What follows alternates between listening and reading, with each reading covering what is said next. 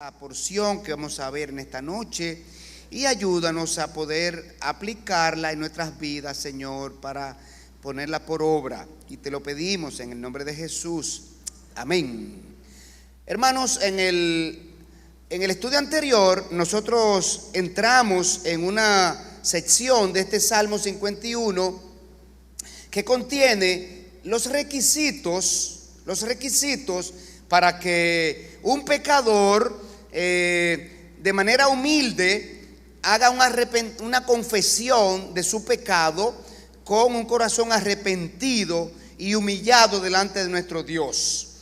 Ese fue los versículos 3 y 4. Ahí comenzó en el Salmo una sección que contiene los requisitos para la confesión. Lo que se necesita para que un pecador confiese su pecado. Entonces, en los versículos 3 y 4 vimos los primeros tres requisitos, que son: primero, reconocer que el pecado es una rebelión contra Dios. Segundo, reconocer que el pecado ofende a Dios. Y tercero, reconocer que el pecado es una injusticia delante de Dios. Eso lo vimos la semana pasada, en los versículos 3 y 4. Hoy vamos a estudiar los versículos 5 y 6, que contienen los otros tres requisitos para un pecador con un corazón arrepentido y humillado confesar su pecado delante de Dios. En estos dos versículos que vamos a ver hoy, 5 y 6, ellos nos retratan. Esos dos versículos nos retratan así como somos en realidad en nuestro interior. Esos dos versículos muestran la realidad de nuestra pecaminosidad. Esos dos versículos que vamos a ver hoy son un espejo para nosotros mirarnos allí en nuestra condición de viejo hombre. Esos dos versículos retratan lo perverso de nuestro corazón. Entonces, aquí en esos dos versículos el rey David hace un contraste entre nuestra naturaleza pecaminosa y la naturaleza santa de Dios. Así que vamos a estudiar estos dos versículos palabra a palabra para que nos gocemos en su contenido y también nosotros seamos edificados con lo que contienen estos versículos y podamos percibir lo que Dios quiere que nosotros nos llevemos como aplicación a nuestra vida.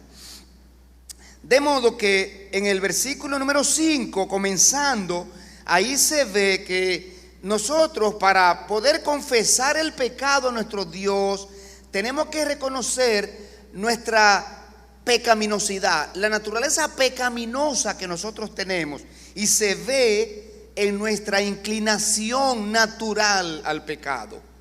El salmista comenzó estos dos versículos diciendo en el 5a: he aquí en maldad he sido formado. He aquí en maldad he sido formado. Y aquí el rey David continúa desarrollando su oración, en la cual él confesó a Dios su maldad y ahora reconoce abiertamente que los hombres tenemos una naturaleza pecaminosa. El rey David señala que los seres humanos nacemos con esa naturaleza pecaminosa. Por tanto, la causa por la cual él cometió sus pecados o cometió su falta tiene que ver con su inclinación natural. Está diciendo: nosotros tenemos una inclinación natural al pecado desde formación en el vientre de nuestra madre. Nacimos con ella. Eso es lo que él está diciendo. Él está diciendo aquí: Señor, no es que yo cometí esa falta contra ti, no, es que yo soy un pecador por naturaleza. Eso es lo que él está diciendo allí. Y ciertamente que Dios confirma esa verdad en otras porciones de las Escrituras, y voy a citar solamente una: Romanos 7:14. Aquí Dios dice exactamente lo mismo, que el pecado mora en nosotros. Y dice 7:14: porque sabemos que la ley es espiritual, mas yo soy carnal, vendido al pecado. Porque lo que hago no lo entiendo, pues no hago lo que quiero, sino lo que aborrezco, eso hago. Y si lo que no quiero, esto hago, apruebo que la ley es buena, de manera que ya no soy yo quien hace aquello, sino el pecado que mora en mí, ¿verdad? El pecado está en nuestro interior, es parte de nuestra naturaleza. Eso es lo que le está diciendo. Entonces, el versículo 5 continúa diciendo que nuestra naturaleza corrompida es un defecto de fábrica. Es un defecto de fábrica. Fíjense en esto. He aquí, en maldad he sido formado y en pecado me concibió mi madre. Tenemos que aclarar ahí que el texto no está diciendo que la relación sexual de la cual surge un embarazo es necesariamente pecaminosa. No, eso no es lo que está diciendo la porción, de ninguna manera. Lo que la porción está diciendo es que nosotros hemos heredado la naturaleza caída de nuestros padres terrenales. De ahí es que viene nuestra pecaminosidad, nuestra naturaleza caída, pecaminosa. Viene de los elementos con que fuimos formados. Es decir, nosotros somos el producto defectuoso de una materia prima defectuosa. Nuestros padres, con naturaleza pecaminosa, nos engendraron, se unieron. Yo soy el fruto de esa unión, entonces yo soy tal cual ellos son, con su mismo defecto. Es la idea del texto, ¿verdad? El rey David pudo reconocer esta miserable condición del pecador y efectuar esta humilde confesión, porque él depuso toda altivez y orgullo de su corazón. Eso lo vimos en los primeros 2 versículos, que el rey David puso a un lado su orgullo del personaje que era, de su posición que ocupaba. Él echó a un lado todo esto y él reconoció que no tenía otra condición delante de Dios, otro derecho, no tenía nada que apelar, sino que a la misericordia de Dios. Y nosotros, hermanos, para nosotros poder confesar con humildad cuando le fallamos a Dios, necesitamos doblegar el orgullo. Doblegar el orgullo. El pecado afectó la imagen de Dios en nosotros.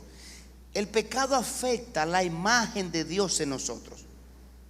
Fíjense lo que pasó.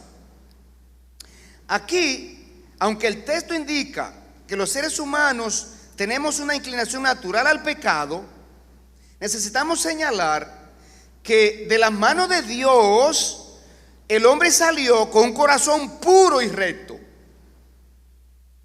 De las manos de Dios, cuando Dios creó a Adán y cuando formó a Eva, ellos salieron con un corazón puro y recto, tanto así que Dios lo consideró buenos en gran manera. Buenos en gran manera. En el capítulo 1 y versículo 31, Dios dice allí: y vio Dios todo lo que había hecho, y he aquí que era bueno en gran manera. Y fue la tarde y la mañana, el día 6. De las manos de Dios, Adán y Eva salieron rectos, puros, con un corazón inocente, un corazón completamente a disposición de Dios. Fue el pecado que hizo el daño en ellos e inclinó su corazón a la maldad. Fue su desobediencia. Fue el hecho de escoger lo que Satanás le pidió a lo que Dios les mandó. Entonces, habiendo salido el hombre, Adán y Eva, buenos en gran manera, de la mano de Dios, el pecado que ellos cometieron corrompió el carácter de rectitud y pureza con que Dios los creó. Entonces, en esta condición ha sido transmitida de generación en generación.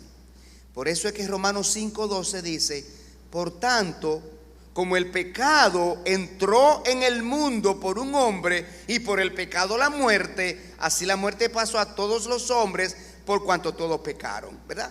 Allí nosotros tenemos este versículo que parte desde el origen del pecado, con el daño, con la consecuencia que el pecado provocó en el hombre.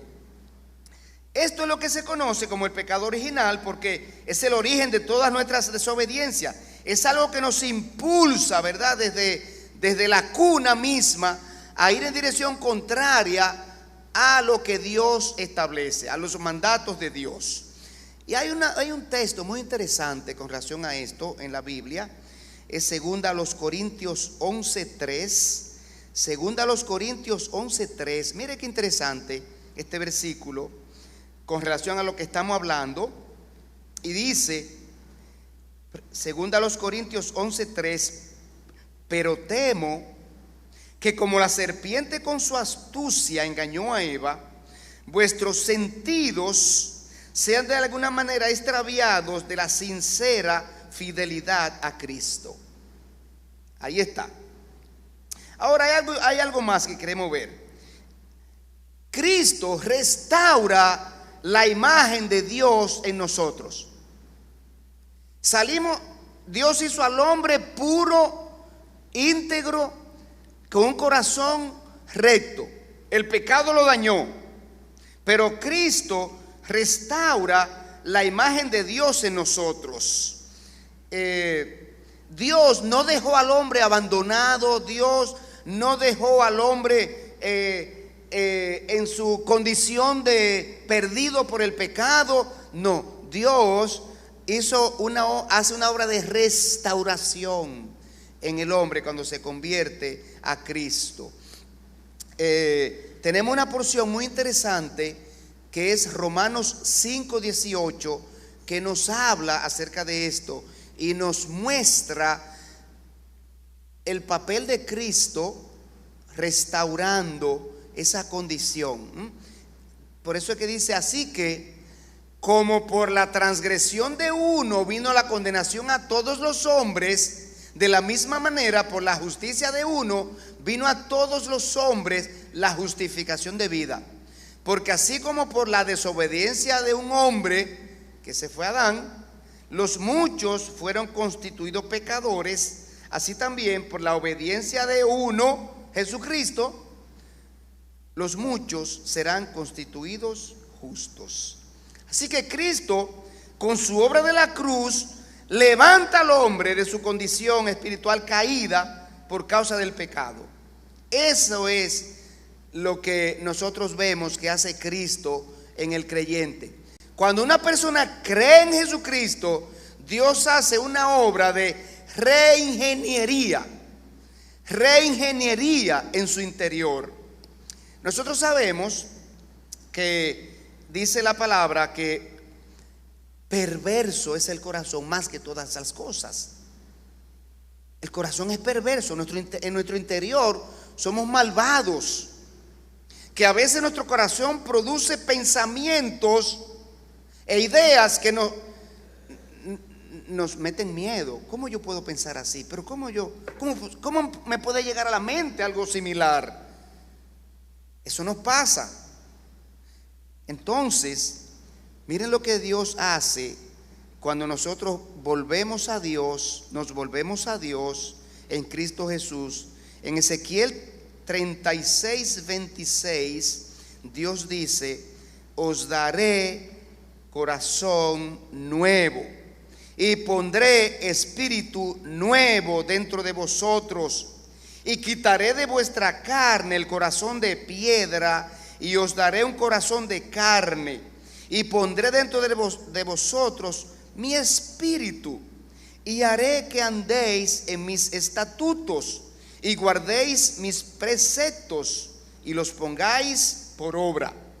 Esto es lo que se llama una completa obra de reingeniería que cambia nuestra manera de pensar, nuestra manera de actuar. De igual manera, en Corintios dice que nosotros tenemos, hablando de los creyentes, nosotros tenemos la mente de Cristo para pensar como pensaría Cristo, para decirnos qué haría Cristo en mi lugar en este momento, qué decisión tomaría Cristo si estuviera en esta condición que yo estoy. Este es un corazón que piensa, ¿verdad?, de forma espiritual. Pero sigamos ahora con el versículo 6. En el versículo 6 nosotros vemos que el segundo requisito para nosotros confesar el pecado que cometemos con un corazón humillado y arrepentido es cuando reconocemos la naturaleza santa de Dios. El versículo número 5 ya nos mostró la naturaleza pecaminosa del hombre y nos mostró su origen. ¿De dónde viene nuestra naturaleza caída?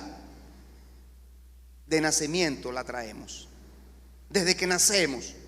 Es un defecto de fábrica, es algo que nosotros engendramos de nuestros padres. Así que tenemos una inclinación natural al pecado. Pero cuando el rey David entra en el versículo número 6, hace un contraste con Dios. Él hace una comparación de nuestra naturaleza y la naturaleza de Dios. Y por eso dice el versículo 6: he aquí, tú amas la verdad en lo íntimo. Ahora él en el versículo 6, él habla de Dios. Terminó con el versículo 5 hablando del hombre, de mí, de lo que yo soy. Y ahora en el versículo número 6, él hace el contraste con lo que Dios es. Así que esos dos versículos ponen de manifiesto el contraste entre la naturaleza de Dios y la naturaleza del hombre. En el versículo 5 señala que el hombre está corrompido. Estamos corrompidos. El pecado nos corrompió. Nuestro corazón de manera natural se inclina hacia la maldad y lo pecaminoso. Defectos con los que nacemos, repito. Pero el verso 6 presenta un cambio, ¿verdad? Y se va a la naturaleza santa de Dios, la integridad de Dios en lo íntimo de su ser. El apóstol Pablo también nos confirma esta verdad en Romanos capítulo 3 y versículos 3 y 4, hace lo mismo, hace una comparación, hace un contraste, cuando dice: pues que si algunos de ellos han sido incrédulos, ¿su incredulidad habrá hecho nula la fidelidad de Dios? De ninguna manera. Antes bien, sea Dios veraz y todo hombre mentiroso. Aquí está la comparación, aquí está el contraste. Ahora, ¿por qué razón el versículo resalta la integridad de Dios? Bueno, por el amor de Dios a la verdad. Por eso dice: he aquí, tú amas la verdad en lo íntimo. Tú amas la verdad en lo íntimo. Y aquí se quiere significar que siendo Dios de naturaleza santa, la verdad es una de sus principales características. Más lejos aún, la verdad es parte integral de su ser. Dios es amante de la verdad, la rectitud y la pureza. Dice: tú amas la verdad en lo íntimo. Así que siendo Dios amante de la verdad, es también aborrecedor del pecado. Es aborrecedor de la mentira, de la corrupción, de la contaminación que se produce en nosotros cuando pecamos. Es más, Dios se complace en que la verdad también more en nosotros y que nuestro interior sea un depósito de su integridad. Los creyentes Necesitamos amar la verdad así como Dios ama la verdad. Si nosotros leemos en 2 Timoteo 3:14, aquí se enseña que la verdad debe ser una columna de la iglesia. Nosotros somos la iglesia. Nosotros formamos la iglesia. Lo que somos nosotros como creyentes es la iglesia. Somos la iglesia, somos parte de la iglesia. 2 Timoteo 3:14 dice: esto te escribo, aunque tengo la esperanza de ir pronto a verte, para que si tardo sepas cómo debes conducirte en la casa de Dios, que es la iglesia del Dios viviente, columna y baluarte de la verdad. Eso es la iglesia. Eso tiene que ser la iglesia.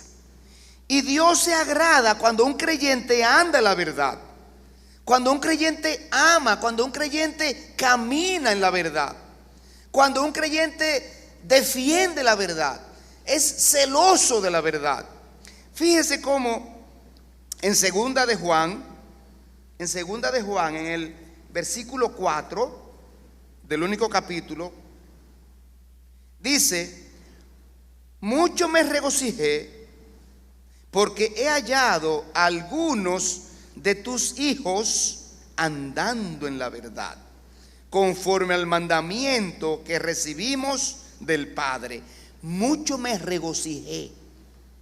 Así que nuestro andar en la verdad es un regocijo para Dios. Las Sagradas Escrituras indican cuál debe ser la actitud correcta del creyente frente a la verdad. ¿Cuál es la actitud correcta del creyente frente a la verdad? Muchas porciones aparecen en la Biblia que hacen referencia a la verdad y al creyente. La verdad y el creyente. Por ejemplo, Salmos 51:6, debemos conocer la verdad. Jeremías 5:1, debemos buscar la verdad. Salmos 119, verso 5, debemos elegir la verdad. Oiga, elegirla. Usted tiene dos caminos enfrente de usted: o la verdad o la mentira, o lo recto o lo engañoso, o lo puro o lo contaminado. Debemos elegir la verdad. Pero asimismo, 2 Tesalónica 2:13 dice que debemos creer la verdad. ¿Quién es la verdad? El Señor Jesucristo, ¿verdad? El Salmo 26:3, debemos caminar en la verdad. Juan 3:21, debemos vivir la verdad. Gálatas 5:7, debemos obedecer la verdad. Y Salmos 15:2, debemos hablar la verdad. Fíjese cuántas porciones tienen las Escrituras que nos muestran nuestra actitud correcta frente a la verdad en cada área de nuestra vida. Al comportarnos, al hablar, al tratar con terceros, en todas las diferentes áreas en que nos desenvolvemos. Entonces, hermanos, hay un contraste entre un creyente y un no creyente respecto al tema de la verdad. La misma Biblia nos enseña lo que hacen los impíos con la verdad, lo que hacen los no creyentes con la verdad. Y aquí podemos ver el contraste entre un creyente y un no creyente respecto a la verdad. Y debe servirnos a nosotros como evaluación respecto a nuestro nivel de vida piadosa. Por ejemplo, la Biblia dice en Isaías 59:14 que los impíos rechazan la verdad. En Jeremías 5:9 dice que los impíos no hablan la verdad. En Hechos 20:30 dice que los impíos tuercen la verdad. En Romanos 1:18 dice que los impíos suprimen la verdad. En Romanos 1:25 dice que los incrédulos cambian la verdad por la mentira. En 2 Timoteo 2:18 dice que los no creyentes se desvían de la verdad. En 2 Timoteo 3:8 dice que los no creyentes se oponen a la verdad. Y en 2 Timoteo 4:4 dice que ellos se vuelven de la verdad a la mentira. Entonces, fíjese qué tan importante es para Dios la verdad en nuestros labios, en nuestro caminar, en nuestro creer, en nuestro vivir. Concluyendo, el versículo número 6 aparece la tercera razón por la cual una persona llega al momento de recibir la convicción y la influencia de Dios para confesar el pecado, es que reconoce la obra de Dios en nosotros. El rey David está reconociendo cómo Dios obró en él. Después de un año alrededor, ocultando un pecado, Dios vino a su vida y obró de tal manera que le cambió la actitud, le cambió el corazón, le cambió la manera de ver las cosas, le creó una necesidad de confesar el pecado. Y él entonces entiende que Dios le restauró su temor a Dios. David había perdido el temor de Dios. De hecho, todo pecado es una falta de temor a Dios. Pecamos cuando nosotros le perdemos el temor a Dios, al juicio de Dios. Entonces pecamos, porque nos olvidamos de la disciplina de Dios y del castigo de Dios. Entonces David dice en el Salmo 51 y versículo número 6, en su segunda parte, dice: y en lo secreto me has hecho comprender sabiduría. Me has hecho comprender sabiduría. A mí se me había olvidado la sabiduría. Yo estaba actuando como un necio, actué como un necio cuando cometí mi pecado con esa señora, y cuando cometí cada pecado que formó parte de esa cadena de pecados que resultaron de yo querer ocultar la primera mala acción. Actué con necedad, está diciendo él. El rey reconoce que fue necesaria la intervención de Dios para él experimentar ese arrepentimiento por su pecado y confesarlo con un corazón humillado y un corazón arrepentido delante de Dios. Y la Biblia enseña que la sabiduría es temor a los juicios de Dios. El Proverbios 9:10 dice: el temor de Jehová es el principio de la sabiduría, y el conocimiento del Santísimo es la inteligencia.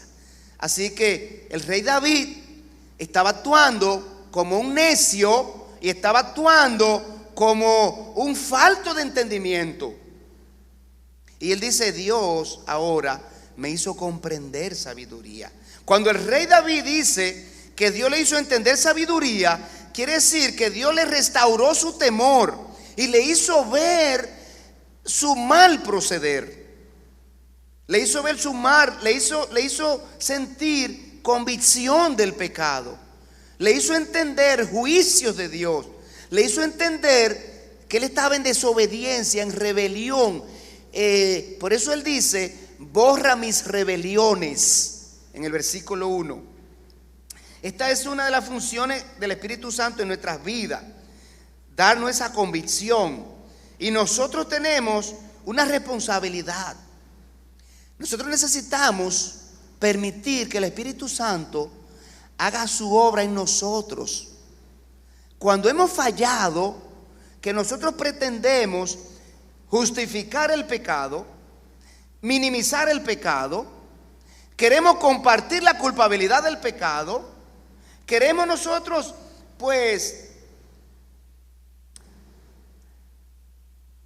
resistir la obra del Espíritu Santo.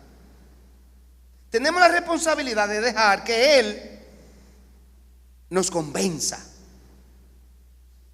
y Él obre abiertamente y ampliamente en nosotros y nos haga ver que nosotros hemos fallado a Dios, por tanto necesitamos regresar a Dios en humildad.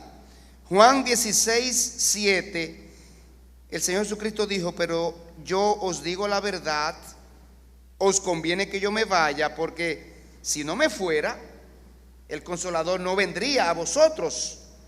Mas si me fuere, os lo enviaré, y cuando Él venga, convencerá al mundo de pecado, justicia y juicio. ¿Cómo concluye ahora esto? Dios restaura en nosotros también el deseo de comunión con Él. No solamente el temor, no solamente nos devuelve la sabiduría, nos da el deseo de comunión, de volver a la coinonía con Dios.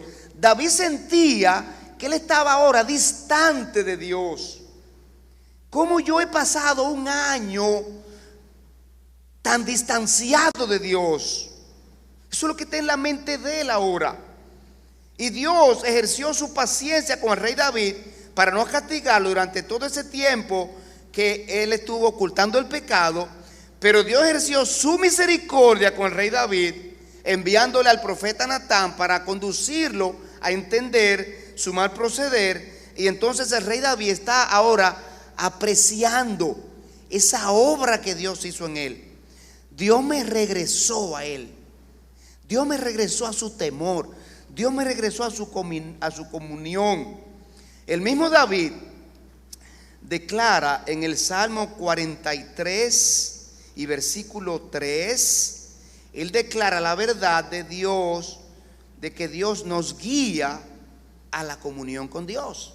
Es Dios que nos trae de vuelta a Él cuando nosotros nos alejamos, cuando nosotros pecamos. 43:3 dice: envía tu luz y tu verdad, estas me guiarán, me conducirán a tu santo monte y a tus moradas.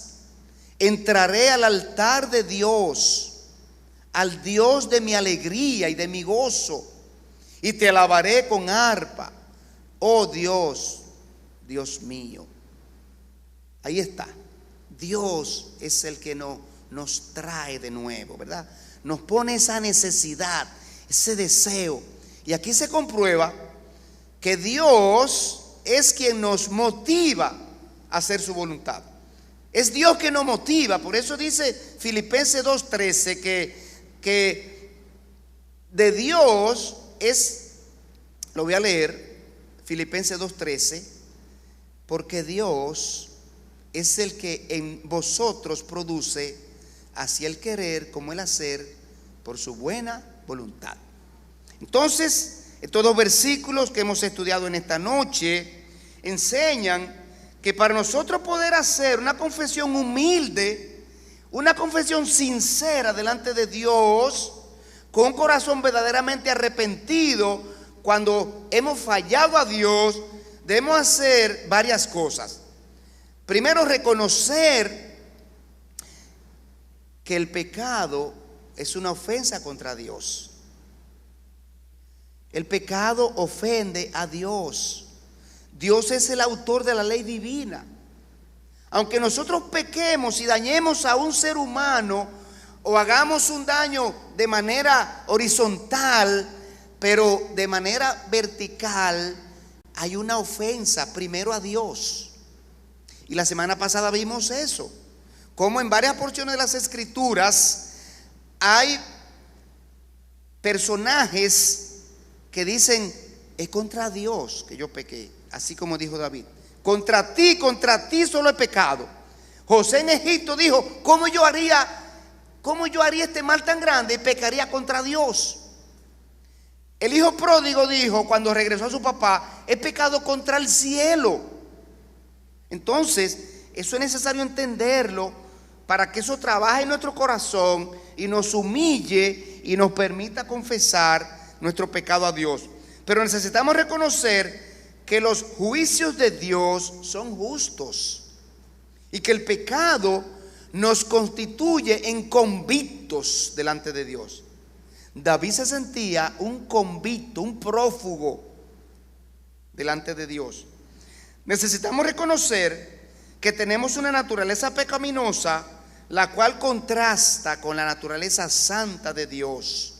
Y por último, necesitamos reconocer que la gracia de Dios obra en nosotros, conduciéndonos a la verdad, conduciéndonos al temor, conduciéndonos a anhelar la comunión con Dios y guiándonos al arrepentimiento para que sea restaurada nuestra comunión con Dios.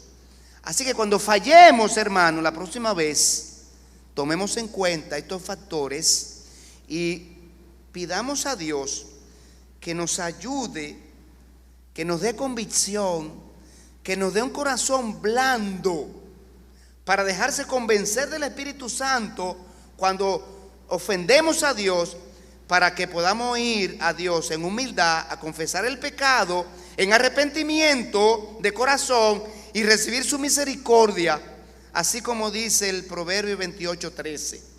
Proverbio 28:13.